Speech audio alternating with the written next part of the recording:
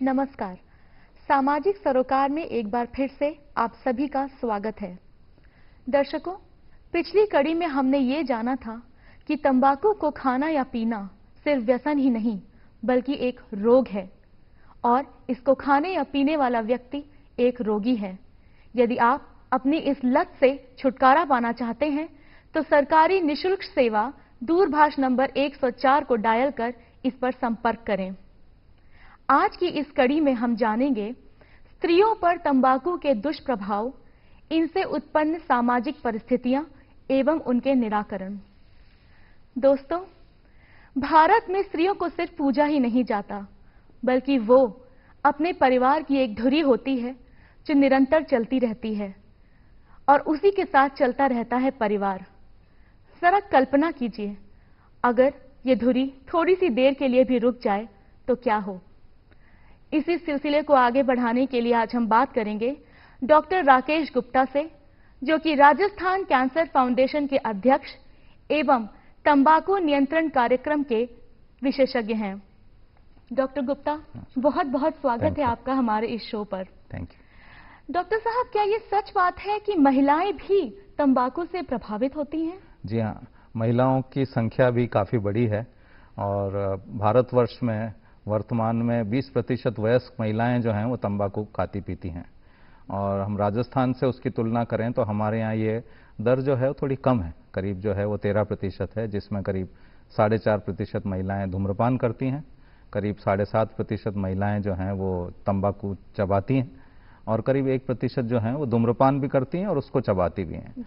तो भारत के परिप्रेक्ष्य में देखें तो हमारे यहाँ ये दर कम है निश्चित रूप से, पर हमारे यहाँ धूम्रपान करने वाली महिलाओं की दर ज़्यादा है और जो कि हमारा गांव का जो परिप्रेक्ष्य है जिसमें जो कि अधेड़ अवस्था की महिलाएं धूम्रपान करती हैं बीड़ी का, उसके कारण शायद ये संख्या ज़्यादा है और चबाने वाली तंबाकू वाली महिलाएं कम हैं और मैं सोचता हूँ वो भी जो है वो सामाजिक जो एक डिस्ट्रीब्यूशन है उसका असर है, परंतु फिर भी 12.5% अगर 13% महिलाएं वयस्क राजस्थानी महिलाएं तंबाकू खा पी रही हैं तो वो एक बहुत बड़ी संख्या है। जी, तो क्या तंबाकू से जो रोग होते हैं वो महिलाओं में जो होते हैं वो पुरुषों में होने वाले रोगों से भिन्न होते हैं? नहीं, मेरा जो रोग पुरुषों में होते हैं वो तो महिलाओं में होते ही हैं जी। तो जैसे कैंसर है, हार्ट अटैक है, लकवा है, डायबिटीज है, ये सब तो होते ही हैं, सांस के रोग हैं।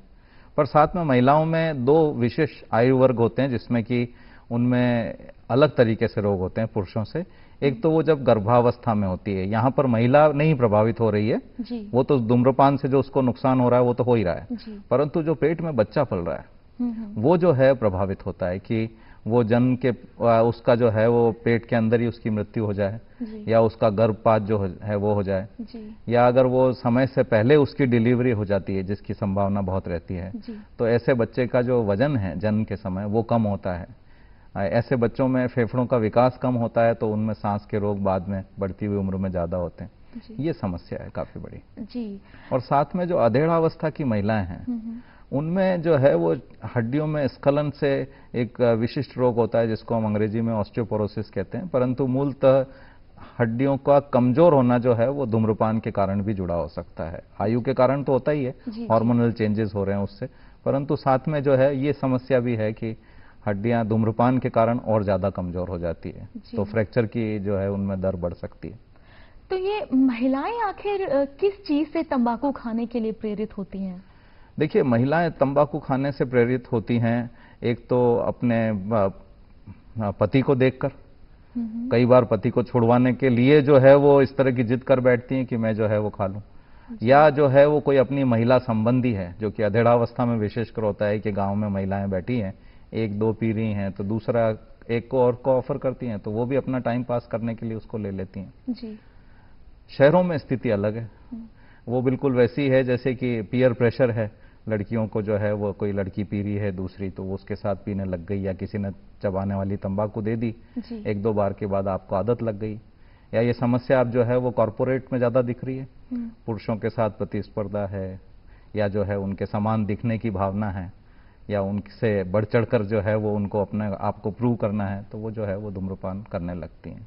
और बाकी तो जो है वो कारण है ही सही कि जो है वो फिल्मों का भी असर आ रहा है, हीरोइंस अगर धूम्रपान कर रही हैं तो महिलाओं को लगता है हम भी कर लें। जी, तो इनका जो उपचार है जी। महिलाओं का, वो क्या पुरुषों से कुछ अलग तरीका होता है? उपचार का तरीका तो वही है, परंतु इसमें एक तो उपचार में जब महिला आती है तो उसको देरी हो चुकी होती है, तो व्यसनशीलता की जो दर है वो ज़्यादा है। महिलाएं आमतौर पर संकोची होती हैं। ये एक ऐसा मुद्दा है जिसके ऊपर महिला एकदम से अपने परिवार वाले को ये नहीं कहना चाहेगी कि भाई मुझे तंबाकू छोड़ने के लिए आप काउंसलर के पास ले चलो। जी। अब अच्छी बात है कि ये दूरभाष संख्या 104 पर महिलाएं कॉल कर सकती हैं कॉन्फिडेंशियलिटी में, जी। पर जब ये नहीं है व्यवस्था या लोगों को इसके बारे में नहीं पता है तो महिला जाएगी कहाँ? तो महिला का उपचार उनकी ज़्यादा बढ़ी हुई व्यसनशीलता के कारण और उपचार के जो उपलब्ध नहीं हो पाता उनको आसानी से, उसके कारण मुश्किल हो जाता है। जी।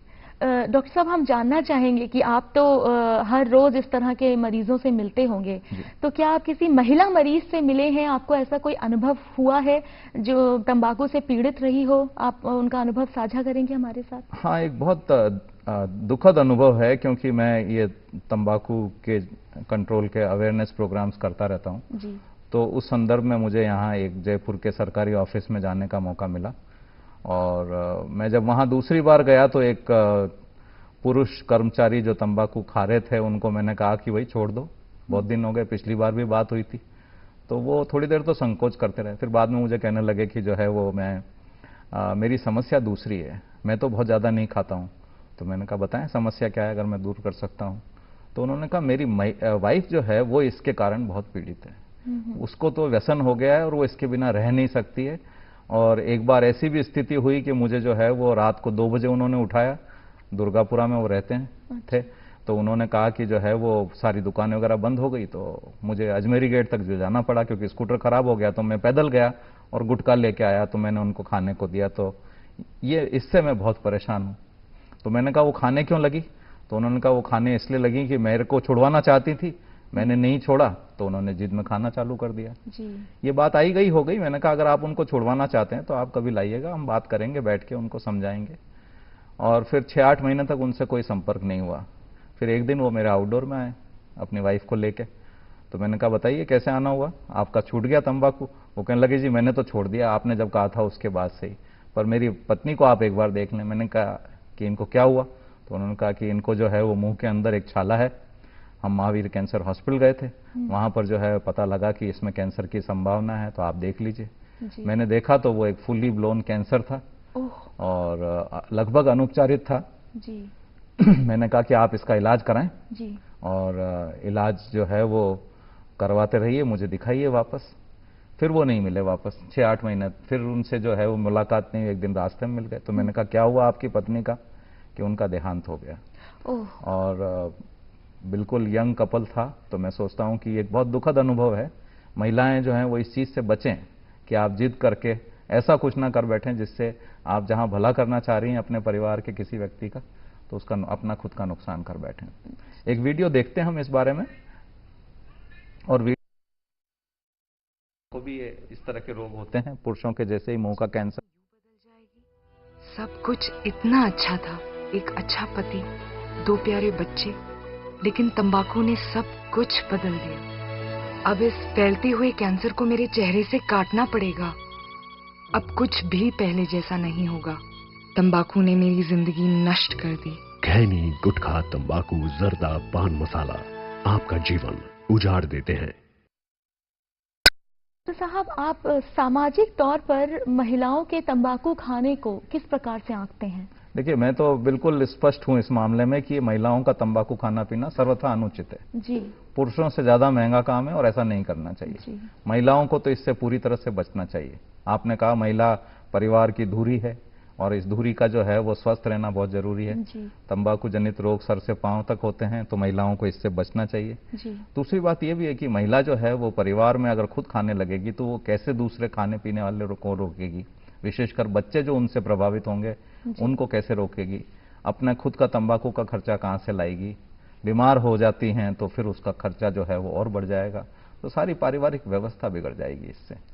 जी डॉक्टर साहब, इसका मतलब यह है कि कोई एक्सक्यूज नहीं है, किसी भी कीमत पर महिलाओं को तंबाकू खाना छोड़ना ही पड़ेगा। बिल्कुल छोड़ना ही चाहिए। उनको जो है वो ये ध्यान रखना है कि हमारे कारण ही जो है वो परिवार और समाज है वो जिम्मेदारी भी है, और वैसे जिम्मेदारी का एहसास महिलाएं रखती हैं, मैं ये नहीं कहूँगा नहीं रखती हैं, परंतु तंबाकू खाने पीने की जो प्रवृत्ति बढ़ रही है, विशेषकर एक तो 10 वर्ष से कम की उम्र की लड़कियों में जो तंबाकू खाने की दर पुरुषों के बराबर हो रही है, वो एक चिंता का विषय है जी। और दूसरा चिंता का विषय ये है कि शहरों में जो है वो महिलाएं धूम्रपान करने लगी हैं जी। और ये किसी भी तरह से रोका जाना चाहिए। जी डॉक्टर साहब, क्या करे एक महिला, किस तरह से निपटे इससे? देखिए, महिला एक तो खुद तंबाकू को ना कहना सीखे, वो तो बिल्कुल पक्का है। खाती पीती हो तो तत्काल छोड़ें। जी। और ये दूरभाष सेवा 104 जो है वो मैं सोचता हूँ बहुत अच्छी सेवा है, क्योंकि महिला अपनी कॉन्फिडेंशियलिटी में अपने घर बैठकर अपना काउंसलर से परामर्श ले सकती हैं, ठीक हो सकती हैं। पर और साथ में अगर परिवार में कोई खाता पीता है, कमजोर ना पड़े, उसको जो है वो बराबर चेताती रहें, उसको छोड़ने के लिए मजबूर कर दें। किसी भी तरह से अगर जरूरत पड़ता है तो इसका विरोध भी करें, तो वो बहुत आवश्यक बात है। जी, तो महिलाएं सामाजिक स्तर पर भी क्या कुछ सुधार ला सकती हैं? महिलाएं बहुत कुछ कर सकती हैं समाज में, जी। है ना। एक तो जो है वो महिलाएं, अगर आप देखें कि अगर 12.5% महिलाएं तंबाकू खा पी रही हैं, तो बाकी जो 87% महिलाएं हैं वो तो नहीं खा रही हैं। ये हमारी एक निष्क्रियता है, सामाजिक निष्क्रियता है कि महिलाएं जो नहीं खा पी रही हैं वो सोचती है इससे हमारा क्या सरोकार है। पर आपका सरोकार है कि जो लोग समाज में अगर दूसरी महिलाएं पीड़ित हो रही है, पुरुष पीड़ित हो रहे हैं, बच्चे पीड़ित हो रहे हैं, तो आपको इस मुहिम को समझना चाहिए कि आप जो है वो इसके साथ जुड़ें। जी। और निश्चित रूप से पब्लिकली इसके लिए एजिटेट करें। लोग वाहनों में हैं, अगर कोई धूम्रपान करता हुआ पाया जाए तो उसको जो है वो रोकें।